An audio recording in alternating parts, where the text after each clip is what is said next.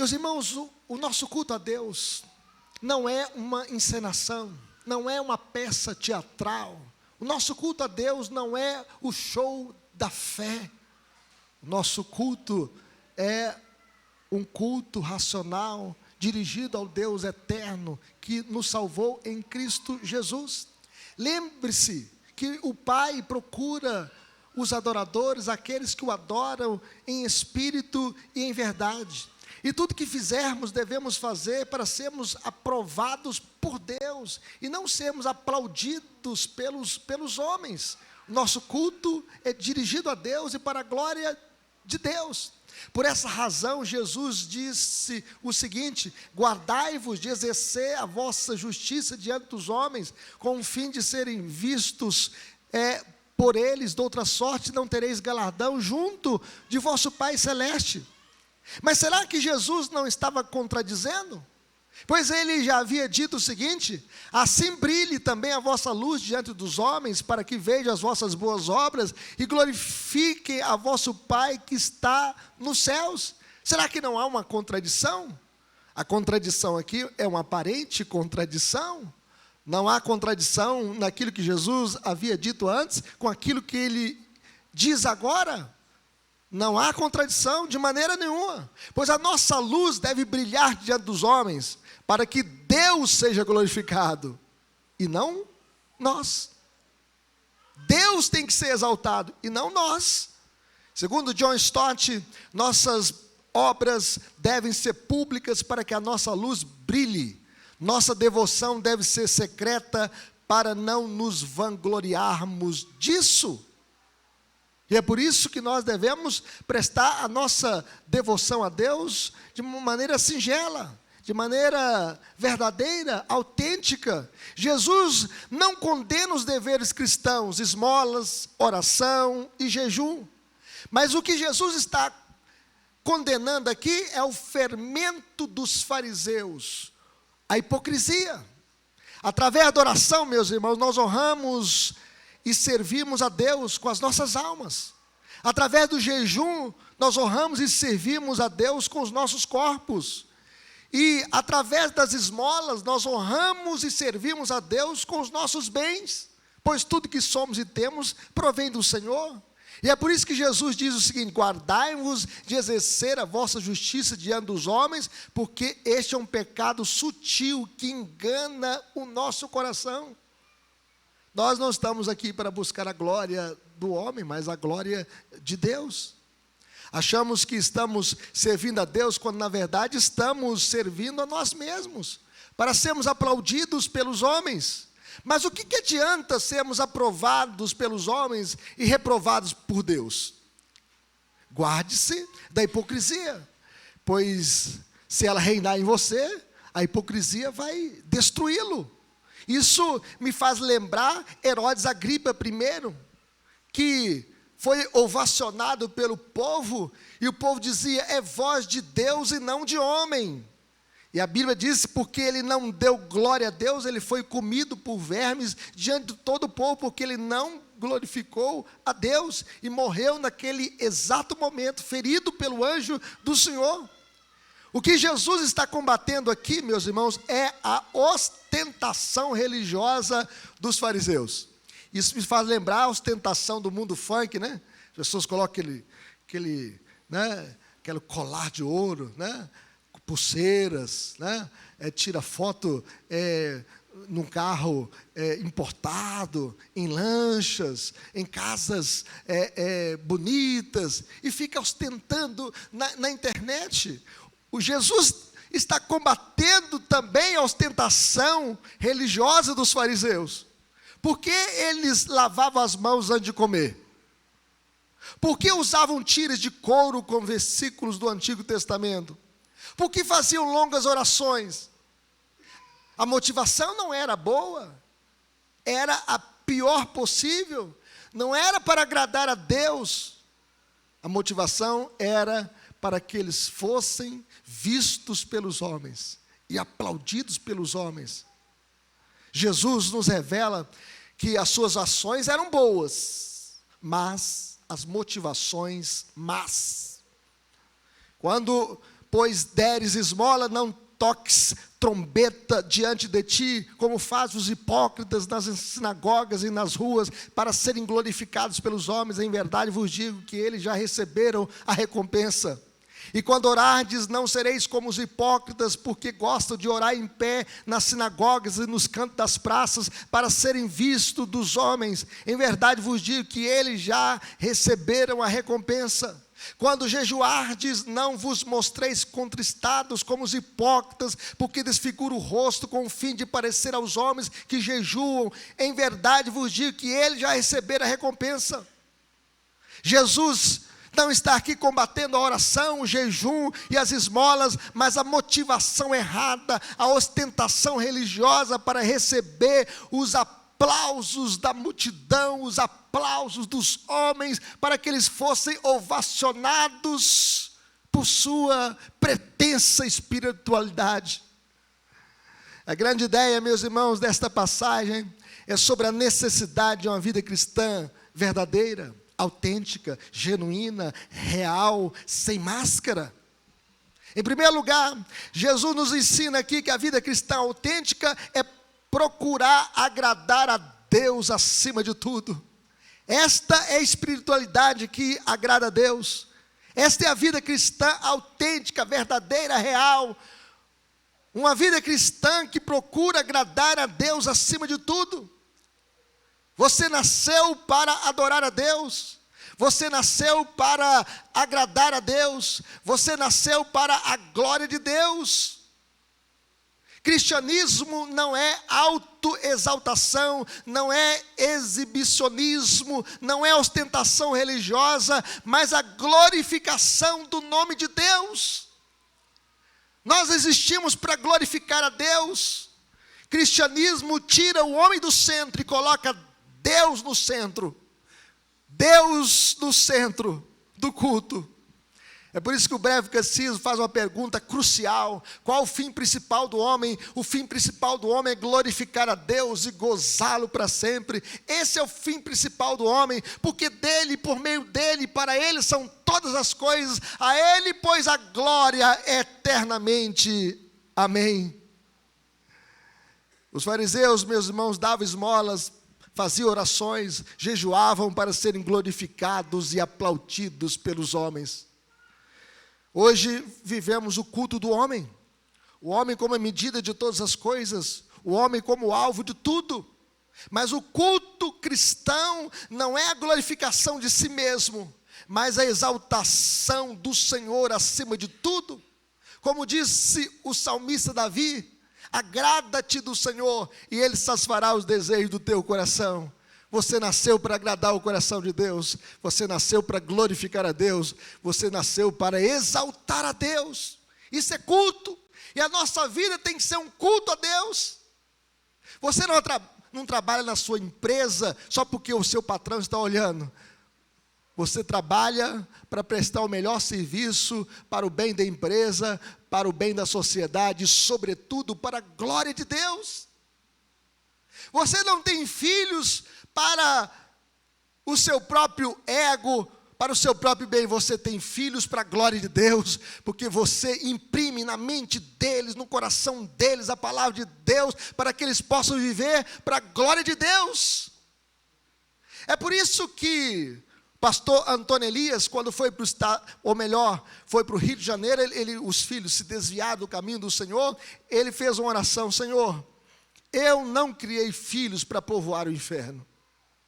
E ele então pediu licença de 1 ano do ministério, e orou por sua família, orou por seus filhos, orou por sua casa, e Deus trouxe todos os seus 4 filhos para a presença de Deus. Ah, meus queridos irmãos, você existe para glorificar a Deus, e tudo que Deus te deu tem que ser para a glória de Deus, seja o seu dinheiro, seja a sua casa, seja a sua sabedoria, seja a sua preparação intelectual, tudo tem que ser para a glória de Deus. Mas em segundo lugar, meus irmãos, Jesus nos ensina que a vida cristã autêntica é anelar a recompensa que vem de Deus. A recompensa dos homens é vanglória, quinquilharias, bagatelas, ninharias. É por isso que o texto diz: tu, porém, ao dares a esmola, Ignore a tua mão esquerda o que faz a tua direita, para que a tua esmola fique em secreto e teu Pai que vê em secreto te recompensará. O nosso galardão vem de Deus. Deus vê as coisas boas que fazemos quando não as vemos. Mas tu, quando orares, entra no teu quarto e fechada a porta, orarás a teu Pai que está em secreto, e teu Pai que vê em secreto te recompensará. Quando orardes, todos os crentes em Cristo oram. Se você puder encontrar um homem vivo que não respire, também poderá encontrar um cristão que não ore. Porque todos os que são cristãos verdadeiros oram. Não existe um cristão verdadeiro que não ora. Se não há oração, não há graça.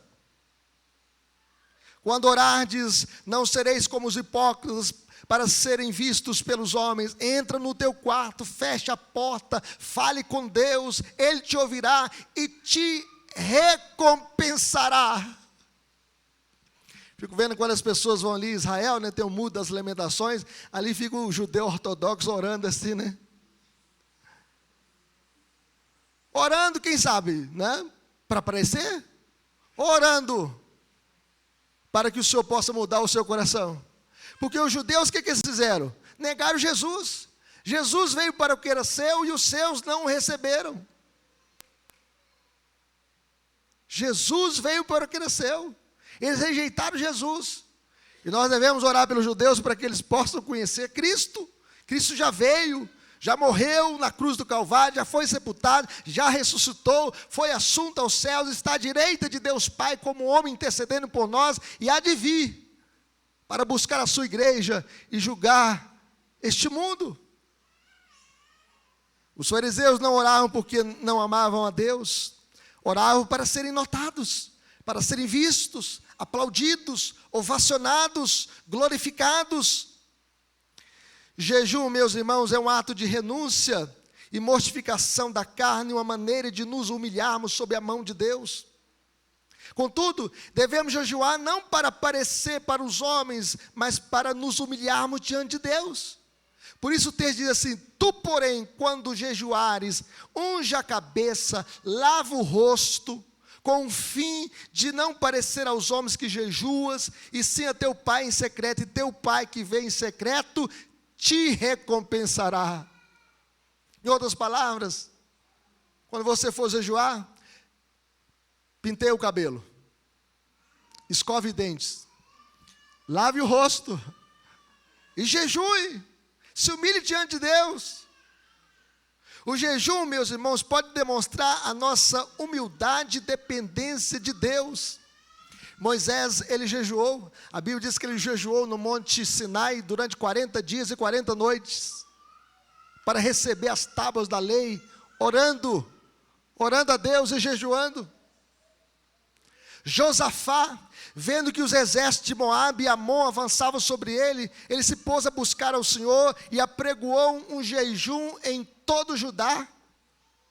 A nação de Judá estava sendo atacada por Moabe e Amon. Lembra quem foi Moabe e Amon? São os filhos de Ló com as suas filhas. E esses moabitas e amonitas eram inimigos do povo de Deus. Eles perseguiam o povo de Deus. E Josafá então apregoou um jejum para toda a nação, para que a nação se humilhasse diante de Deus e pedisse ao Senhor o livramento dos seus inimigos. A rainha Esté, antes de arriscar a sua vida, apresentando-se diante do rei, insistiu com Mordecai que reunisse os judeus e jejuassem por ela, enquanto ela e suas criadas faziam o mesmo. E Deus livrou os judeus de uma chacina, de um genocídio contra a nação de Israel. E eles clamaram a Deus, e Deus ouviu o seu clamor, ouviu o seu jejum, e os livrou. E a forca que Amã preparou para Mordecai, ele que foi parar naquela forca, porque era um homem perverso. E Deus sabe livrar os seus, e Deus sabe guardar a sua igreja. E Deus sabe sustentar o seu povo. Esdras proclamou um jejum antes de conduzir os exilados de volta a Jerusalém. Depois de 70 anos de cativeiro, o povo sofrendo. E este povo então recebe o decreto de Ciro para voltar para a Babilônia. É por isso que nós temos o Salmo 126. Quando o Senhor restaurou a sorte de Sião, ficamos como quem sonha. Então, entre as nações se dizia: grandes coisas fez o Senhor por eles. Com efeito, grandes coisas fez o Senhor por nós, por isso estamos alegres. Restaura, Senhor, a nossa sorte, como as torrentes no Neguebe. Quem sai andando e chorando enquanto semeia, voltará com júbilo, trazendo os seus feixes. E este povo então retorna para a terra da promessa, povo de Deus. E Esdras jejuou juntamente com esses exilados que estavam voltando para a terra da promessa, para lhe pedirmos jornada feliz para nós, para nossos filhos e para tudo que era nosso. Nós devemos jejuar. Jejuar faz parte também da história do povo de Deus, revelando a nossa dependência, a nossa humilhação diante de Deus. O texto bíblico chega a dizer o seguinte: se o meu povo que se chama pelo meu nome se humilhar, orar e me buscar e se converter dos seus maus caminhos, então eu ouvirei dos céus, perdoarei os seus pecados e sararei a sua terra. Nós jejuamos não para sermos ovacionados, glorificados, mas para humilharmos diante de Deus e crucificarmos a nossa carne e termos uma disciplina espiritual diante do Senhor. Quem sabe algumas pessoas que são escravas da pornografia, que possam jejuar para crucificar a carne, porque bem-aventurados são os limpos de coração, porque verão a Deus. Quem sabe aqueles jovens que são tentados para a fornicação, precisam jejuar para crucificar a carne, e se humilharem diante de Deus para vencer a tentação, a pornografia, a fornicação, o adultério. De igual forma, meus irmãos, o Senhor Jesus, o eterno Filho de Deus, quando se encarnou, antes de começar o seu ministério, ele jejuou durante 40 dias. E durante esses dias ele foi tentado pelo diabo, mas não caiu em tentação. Como o segundo Adão, ele venceu a tentação. E a primeira tentação foi: se tu és o Filho de Deus, transforma essas pedras em pães. E Jesus respondeu: está escrito, nem só de pão viverá o homem, mas de toda palavra que procede da boca de Deus. Em outras palavras, meus irmãos, não é errado jejuar. Errado é jejuar com a motivação errada. Jejum não é autopropaganda, mas autoquebrantamento. Não jejuamos para fazermos propaganda da nossa espiritualidade, mas para humilharmos diante de Deus, dizendo: eu dependo de Deus, eu careço de Deus, mais do que o pão, mais do que o arroz e feijão, mais do que o ar que eu respiro, eu careço de Deus. Não jejuamos para recebermos a recompensa dos homens, mas jejuamos para agradarmos a Deus, porque a nossa recompensa vem do Senhor. Nós jejuamos para pedirmos uma jornada feliz para nós e para nossos filhos. Nós jejuamos para a glória de Deus. A piedade cristã, meus irmãos, é secreta, motivada pela humildade e recompensada por Deus. Por isso, nós devemos desejar sempre uma vida cristã autêntica, verdadeira, piedosa, graciosa, cheia do amor de Deus.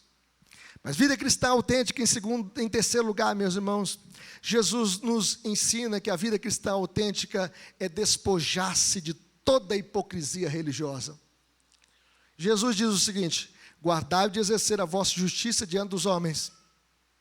Jesus diz: não toques trombetas diante de ti, como fazem os hipócritas. Quando orardes, não sereis como os hipócritas. Quando jejuardes, não vos mostreis contristados como os hipócritas. E no grego clássico, hipocrites, que é a palavra hipócrita em grego, era usada para um ator. O hipócrita é a pessoa que num palco, executa um papel, é um ator, é um artista. E o ator deixa de lado a sua verdadeira identidade e assume uma identidade falsa, diferente da sua. Ele usa máscaras, ele sobe no palco para se apresentar como se fosse uma outra pessoa e para receber o aplauso do auditório. Ele quer holofotes, ele quer que a câmera fique em cima dele e receba toda a glória.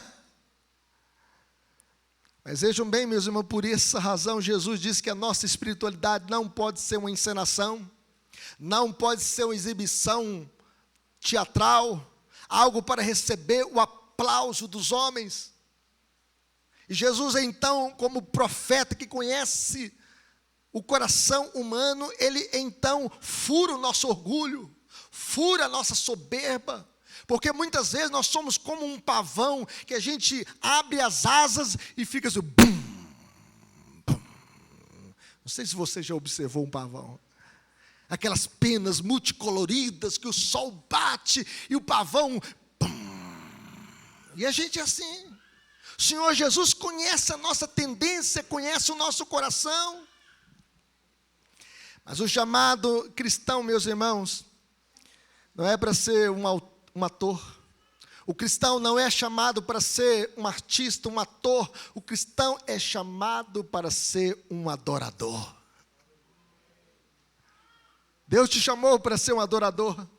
E aqui aprendemos alguns princípios que devem nortear a nossa vida. Não faça uma coisa boa com motivação errada. Ser glorificado dos homens. Não busque a glória dos homens, porque a glória dos homens, meus irmãos, é como uma bola de sabão. Todos nós já brincamos com a bola de sabão. Quem já soltou aqui aquela bolinha de sabão? Você vai lá, coloca dentro de uma vasilhinha e pega, naquele tempo eu pegava uma mamona, né? Não tinha aquele canudinho não, tá bom? Aí eu pegava aquela mamona e soprava, a bola, e assim, sumia. Aí eu ficava, vou de novo, né? Aí subia, daqui a pouco, sumia no espaço. A glória humana é assim, é como aquela bola de sabão, que você solta e ela, estoura. É passageira, é efêmera. Por isso, não faça uma coisa boa com motivação errada, ser glorificado pelos homens. Deus não divide a sua glória com ninguém. O Senhor disse, eu sou o Senhor, este é o meu nome, a minha glória, pois, não darei a outrem, nem a minha honra às imagens de escultura. Só Deus tem que ser glorificado, meus irmãos, na sua vida. Não faça de sua vida um teatro para arrancar o aplauso dos homens e a reprovação de Deus. Faça tudo para a glória de Deus. Quando orardes, jejuardes e dares esmola. Faça tudo para a glória de Deus e deres esmola. Faça tudo para a glória de Deus. Que Deus seja glorificado na sua vida. Faça com a motivação correta. Faça para exaltar a Deus. Aplicações para a nossa vida, meus irmãos. Como viveremos? Como nós iremos viver neste mundo uma vida cristã autêntica, genuína, verdadeira, real, cheia de graça? Em primeiro lugar, adorando a Deus em espírito e em verdade. Não é isso que Jesus diz? Em João 4:23 está escrito o seguinte: mas vem a hora, e já chegou, em que os verdadeiros adoradores adorarão o Pai em espírito e em verdade, porque são esses que o Pai procura para os seus adoradores. Deus está à procura de adoradores, adoradores que o adorem em espírito e em verdade.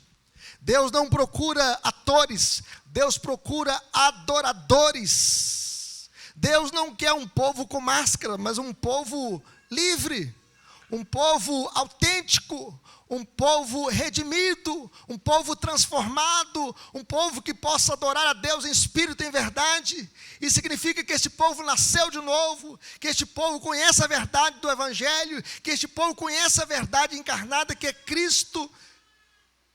O Senhor procura adoradores que o adorem em espírito e verdade. Os verdadeiros adoradores, meus irmãos, honram a Deus não apenas com lábios, mas em verdade, com um coração sincero. A verdadeira adoração não é uma exibição teatral para impressionar os homens, não é o show da fé. A verdadeira adoração é um culto sincero ao Deus eterno. Essa é a verdadeira adoração. E Deus está procurando aqueles que o adoram em espírito e verdade. Devemos viver assim, adorando a Deus em espírito e em verdade. Mas em segundo lugar, como nós viveremos? Fazendo tudo para a glória de Deus. A Bíblia diz o seguinte: portanto, quer comais, que bebais, ou façais outra coisa qualquer, fazei tudo para a glória de Deus. Que você possa fazer tudo para a glória de Deus, até num copo de água que você tomar, faça tudo para a glória de Deus. O hipócrita realiza os seus ritos religiosos com o fim de ser visto pelos homens.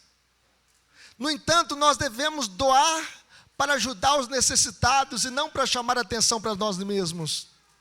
O doador gracioso e sincero é recompensado em saber que o nu foi vestido, o doente curado, o fraco encorajado, a moradia construída, o perdido salvo, o esquecido encontrado e o desobediente restaurado.